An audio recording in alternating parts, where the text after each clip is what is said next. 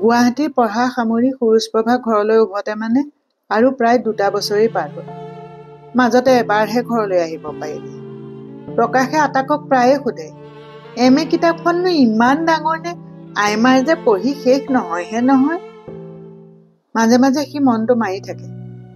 কেতিয়াবা চিঞৰি চিঞৰি নিজেও গায়, ভনীয়েককো গোৱায়, আজি আইমা আহিব, আমালে চোলা আনিব, আজি আইমা আহিব, চেনি গুটি আনিব। বুঢ়ী গোসাঁনীয়ে বাৰীৰ চুকত ৰোৱা পনিয়ল জোপাত এইবাৰ 3টা কি 4টা পনিয়ল লাগিল। প্ৰকাশে এদিন ভনীয়েকক ক'লে, তোমাক কিবা এটা দিম, মোৰ পিছে পিছে আহি থাকা। পিৰালিয়ে পিৰালিয়ে ইমূৰৰ পৰা সিমূৰলৈ ঘূৰি আকৌ ইটো মূৰৰ পৰা সিটো মূৰলৈ দুহাতত কিবা এটা পিটিকি পিটিকি গৈ থকা প্ৰকাশৰ পিছে পিছে উন্মি গৈছেহে গৈছে। প্ৰকাশৰ চোন ৰোৱাৰ নামেই নাই। দাদা দিয়া আকৌ বুলি ক'লত সি আকৌ আহি থাকা বুলি কৈ কৈ গৈয়েই থাকে। এপাকত সি ঘপককে পিছে পিছে গৈ থকা ভনীয়েকৰ ফালে ঘূৰি হাতত যেতিয়া দিলে, উন্মিয়ে বস্তুটোনো কি তৰ্কিবই নোৱাৰিলে। খোৱা আকৌ, এইটো পনিয়ল বুলি কয়।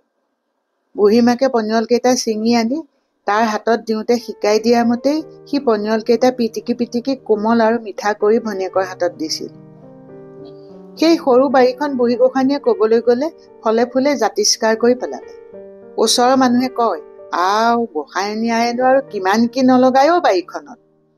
উত্তৰত কথা এষাৰ পিছে বুঢ়ী গোসাঁনীৰ জিভাৰ আগতে থাকে, ৰুলে বগৰী বছৰত লাগে, নুৰুই বগৰী লোকত মাগে। সুৰুজপ্ৰভা ঘূৰি অহাৰ আগতেই প্ৰকাশ স্কুললৈ যাবলৈ আৰম্ভ কৰিলে। সি হাৰলি বাইটিৰ ঘৰৰ পৰা অকলে গৈ গাখীৰো আনিবগৈ পৰা হ'ল। হাৰলি বাইটিহঁতকে ধৰি সোণাজুৰিৰ বহুত মানুহৰ লগত ইতিমধ্যে সিহঁতৰ ঘনিষ্ঠতা বাঢ়িছে। নগোসাঁই ঘৰৰ মানুহৰ আগত সোণাজুৰিৰ নতুন নতুন কিছুমান অধ্যায় খোল খাবলৈ ধৰিছে।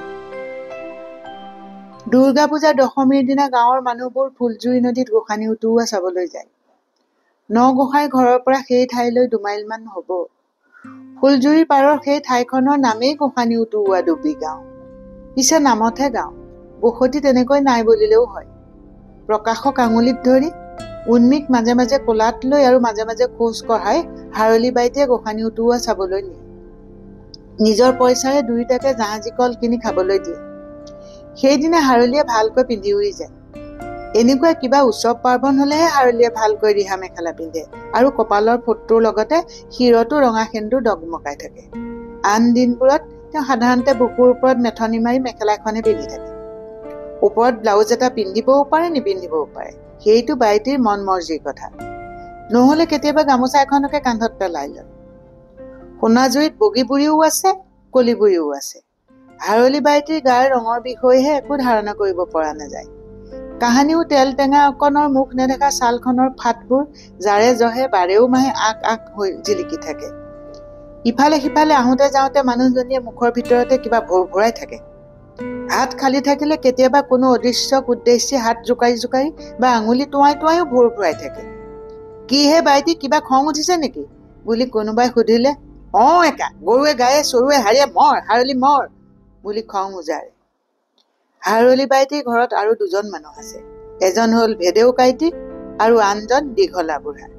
দীঘলা বুঢ়াক নগোসাঁই ঘৰৰ মানুহে বুঢ়া ককাই বুলি মাতে। উভুত মাতটো মতাৰ কাৰণে বুঢ়া ককাইৰ পৰা ল'ৰা ছোৱালীক মানুহে নিলগত ৰাখিব খোজে। উভুত মাত মানেনো কি আই বুলি এদিন প্ৰকাশে বুঢ়ীমাকক সোধোতে আয়েকে কিবা থকা বেয়া মাতে খায় বুলি ক'লে। সি হলে একো ধৰিব নোৱাৰিলে। মাজে মাজে হাৰলি বাইটিহঁতৰ ঘৰলৈ আলহী এগৰাকী আহে, জুনুকা বাইদেউ। লগত আহে জুনুকা বাইদেউৰ জীয়েক উৰ্মিলা আৰু নিৰ্মলা। সিহঁত থকা কেইদিন গাখীৰ লৈ প্ৰকাশ বেগেতে ঘৰলৈ নুভতে। এদিন ৰাতি শোৱাৰ পাছত কিবা হুলস্থুল শুনি প্ৰকাশে সাৰ পালে। উন্মিয়েও গাৰুৰ পৰা মূৰটো দাঙিছিলহে। আয়েকে শুই থাক একো হোৱা নাই বুলি ক'লত 2টাৰ আকৌ টোপনি আহে। হাৰলিয়ে জকাই বাই পুঠি খলিহনা কেইটামান আনিছিল। সেইকেইটা পাতত দিয়াৰে সৈতে মচুমাহৰ পানী অকণে ভাত মুঠি খাই জোৱালগুৰিত বহি থাকোতেই বুঢ়া ককাই ঢলি গ'ল। প্ৰকাশে ইমান দিনে হাৰলিক বুঢ়া ককাইৰ ঘৈণীয়েক বুলিয়ে ভাবি আছিল মানে একেবাৰে আগতে ভেদেউ কাইটিৰ ঘৈণীয়েক বুলিহে ভাবিছিল। প্ৰকাশতকৈ 2 বছৰমানৰ ডাঙৰ তেতেলী পামৰ অকণ বৰাটাৰ পুতেক দীপকেহে ভেদটো ভাঙিল। বোলে ঘৈণীয়েক হলে বাইটি বুলি মাতিব নেকি? তাকো নেজানো। বুঢ়া ককাৰ দহা কাজ হৈ গ'ল। সকলোবোৰ আগৰ নিচিনা হ'ল। আকৌ পূজা আহিল। প্ৰকাশ কুন্মী ঘাৰলী বাইটিয়ে পূজা উটুওৱা দেখুৱাবলৈ নিবলৈ আহিল। কপালত আৰু শিৰতো সেই একেই তেজ ৰঙা সেন্দুৰ ডগমগাই আছে। হয়, ঘাৰলী বাইটিৰ শিৰত ডগমগীয়া সেন্দুৰ। ঘাৰলী বাইটিয়ে লওঁ বুলিলে ল'ব পাৰে, নলওঁ বুলিলে নল'বও পাৰে। সেই সেন্দুৰ কিন্তু আন কোনোৱে কেতিয়াও তেওঁৰ পৰা কাঢ়ি নিব নোৱাৰে। এয়া আন সধবা নাৰীৰ শিৰৰ সেন্দুৰৰ লেখীয়া কথা নহয়। ঘাৰলী কেতিয়াও বিধৱা নোহোৱাৰ ব্যৱস্থা কৰি থৈছে সোণাজুৰিয়ে। ঘাৰলীৰ মাকে এৰি থৈ যোৱাৰে পৰা সংসাৰ ধৰ্মৰ প্ৰতি দীঘলা বুঢ়াৰ বৰ মন কাণ নাছিল। ইফালে ভেদেউটো আৰু ভেদেউৱে। মানুহে সাধাৰণতে ভেদেউ বলিয়া বুলিহে কয়। মানুহকো দোষ দিব নোৱাৰি। ভেদেউৰ মুখত যিবোৰহে কথা, নতুনকে অহা চাহাব এজনক বোলে তেওঁহে ইংৰাজী শিকাই বুজাই লৈছিল। ভেদেউকাৰ মুখত প্ৰায়ে লাগি থকা কথা এষাৰ হ'ল, ঘৰৰ মুখত মই এখন চাইনবোৰ্ড লগাম, তাত লিখা থাকিব, ভেদেউ ওৰফে তিলক চন্দ্ৰ বৰাৰ নিচিনা গুণী জ্ঞানী মানুহে এইখন ঘৰত সোমাব পাৰিব। মানুহটোৰ পঢ়ি শুনি বৰ মানুহ হবলৈ বৰ ইচ্ছা আছিল। নপঢ়াও নহয় কেই শ্ৰেণীমান। ঘাৰলীৰ ঘটনাটোৰ পাছত আৰু চব তল পৰিল। তেতিয়াৰ পৰা সি কিবা চেৰাবলীয়া লিখন আৰম্ভ কৰি দিলে। ভেদেউ মানুহটোৰ খাৱন শোৱনৰো ঠিক ঠিকনা নাই। ইফালে হাৰলীৰো বুলি মৰিবলৈকো সময় নাই। ভায়েকৰ পিছে পিছে লাগি ফুৰে কেনেকৈ?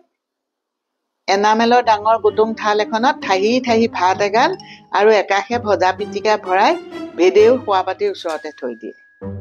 এনামেলৰে বৰবাটি এটাত মাহৰ শাকৰ আঞ্জাৰ পাচলি যি ৰান্ধিছিল তাৰো এবাটি থয়।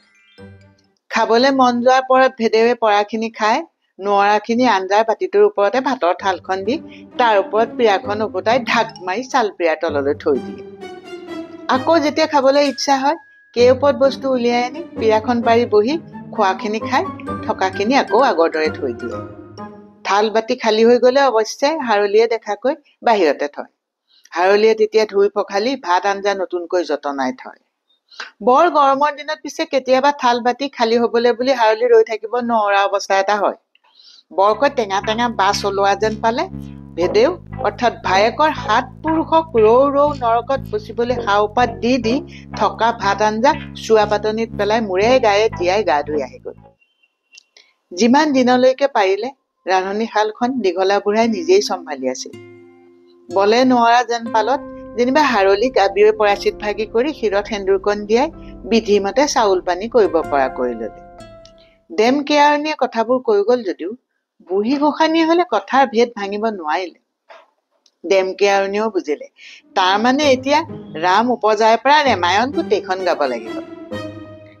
মানুহজনী গুচি যোৱাৰ পাছতো হাৰলী আৰু ভেদেউৰে সৈতে সংসাৰখন মোটামুটি ঠিকেই চলি আছিল। জীয়ৰী হোৱাৰ পাছত হাৰলীজনীও গায়ে গাড়ীয়ে ধৰি একেবাৰে লুডুৰ পুডুৰজনী হৈ আহিল।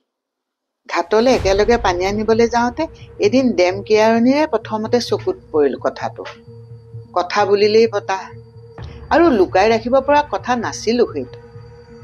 সোণাজুৰি আকাশে বতাহে বিয়পি গল। দীঘলা বুঢ়া যেন অথাউনি পানীত পৰিল। প্ৰথমতে নিজৰ চোতালতে মেল চপালে। সম্বন্ধীয়া বায়েক গেমেহী আৰু ডেম কেয়াৰণীকে দিয়া হল দায়িত্বটো। দুইজনীয়ে কুটুৰি কুটুৰি সুধিলে, মানুহটো কোন, নামটো ক? প্ৰথম দিনা হাৰলীৰ মুখ মেলাব নোৱাৰিলে। দ্বিতীয় দিনা তাইৰ মুখত যিটো নাম ওলাল শুনি দুইজনীয়ে মূৰত যেন আকাশী চৰগহে ভাগি পৰিল। মৌজাদাৰৰ পুতেক শোভন বোলাটো। হওঁতে ভেদেউৰ লগত একেলগে স্কুল পঢ়া। নতুন হিৰ' বাইস্কলখন লৈ ইফালে সিফালে যাওঁতে কেতিয়াবা দীঘলা বুঢ়াৰ ঘৰত নোসোমোৱা নহয়। কিন্তু সেই বুলি মেল এইবাৰ সোণাজুৰি বৰ নামঘৰত বহিল। শোভনকো মতাই অনা হ'ল। পিছে সি যেনিবা একে আশাই নহয় বুলিলে। সোণাজুৰি ৰাইজৰ শোভনো পৰ নহয়, দীঘলা বা হাৰলীও পৰ নহয়। কিবা এটা ছয় নিশ্চয় ৰাইজেই কৰিব লাগিব। মেম্বৰ দাইটিয়ে বাৰম্বাৰ একেটা কথাকে দোহাৰিলে, বোলে হয় নে নহয় সেই কথাটো ক। টানকৈও সুধিলে, কোমলকৈও সুধি চালে। শোভনে পিছে কথা একেষাৰকে দোহাৰি থাকিল, মই নহয়, মই এইবোৰ একো নাজানো। মেম্বৰে এইবাৰ সুধিলে, এইষাৰ কথা তই থাপনাৰ পিনে চাই কব পাৰিবিনে? অলপ হেহু নেহু কৰি শোভনে কলে, পাৰিম। মেম্বৰ বুলি কম সিয়ান মানুহ নহয়। কলে, বোলে তেনে স্থাপনালৈ চাই ক, মই যদি মিছা মাতিছো তেতিয়া ভগন্ত বস্তুৱে মোৰ চেহেৰাত কিবা চিন এটা দিব। কথাত বান্ধ খাই সিও মেম্বৰে কোৱাষাৰকে কবলগীয়া হ'ল। পানেৰে নুৰিয়াই ডেম কেয়াৰণীলৈ বুলি আগবঢ়াই দিবলৈ লোৱা খনীয়া তামোলখন বুঢ়ী গোসাঁনীৰ হাতত আদবাদতে ৰৈ গ'ল। 24-25 বছৰৰ আগৰ শুৱনি গৰ্ভলৈ কুৰুকি কুৰুকি সোমাই যোৱা ডেম কেয়াৰণীয়েও গোসাঁনীৰ ফালে হাত আগবঢ়াবলৈ পাহৰিল। গোসাঁনী আই জুনুকাক কাহানিবা দেখিছে জানো? কি কমাই একেবেলে সাইলাখ গোসাঁনী জনাহে যেনিবা। ডেম কেয়াৰণীয়ে মাজতে হাৰলি জীয়েকৰ ৰূপগুণ বখানি আকৌ আৰম্ভ কৰিলে। জুনুকাজনী দিনে দিনে যিমান ডাঙৰ হৈ আহিল, শোভনৰ সোঁফালে চেলাউৰিৰ ওপৰৰ কপালৰ বগা দাগটোও বাঢ়ি আহিল। জীয়ৰী হোৱাৰ পাছতে জুনুকাক প্ৰভাতে খাৰুমণি পিন্ধাই লৈ গল। দীপিলাজানৰ ফালে বাগিচা এখনত মাইকী মহৰী কৰে প্ৰভাতে। দুজনীকে ছোৱালীৰ মাইকী বাপেকী হৈ সিহঁতহাল এতিয়া ভগৱন্তৰ দয়াত সুখে সন্তোষে আছে বুলি কৈ ডেম কেয়াৰণী স্বস্তিৰ নিশ্বাস পেলালে। ইয়াৰ পিছৰ কথা চমু। জীয়ৰী হোৱাৰ আগলৈকে বছৰ চেৰেক জুনুকাই দীঘলা বুঢ়াক চাউল মুঠি ৰান্ধি দিছিল। তাৰ পাছত আকৌ বুঢ়াই চৰু চম্ভালিবলগীয়া হ'ল। কথা প্ৰধানকে সেইটো যদিও হাৰলিৰ হাৰ শুচি কৰিবৰ নিমিত্তে পানী কলহ ঢালি পেলোৱাৰ কথাটো ৰাইজখনেও বিচাৰি আছিল। এদিন দিন বাৰ চাই শিল পটাগুটিৰ লগতে হাৰলিক জুতি দি লেঠাটো মাৰি পেলোৱা হ'ল। পটাগুটিৰ লগত বিয়া পাতি দিলে? স্বাভাৱিকতে বুঢ়ী গোসাঁনী চক খাই উঠিল। তোন আকৌ সেই গুণেই হাৰলি এতিয়ালৈ আইসকলৰ কিবা সকাম নিকাম হলে দেউৰি উঠিব পৰা হৈছে। এনেই নিয়মে কাৰণে চাবলৈ গলে হাৰলিৰ কোনো পিনেই আৰ নাই।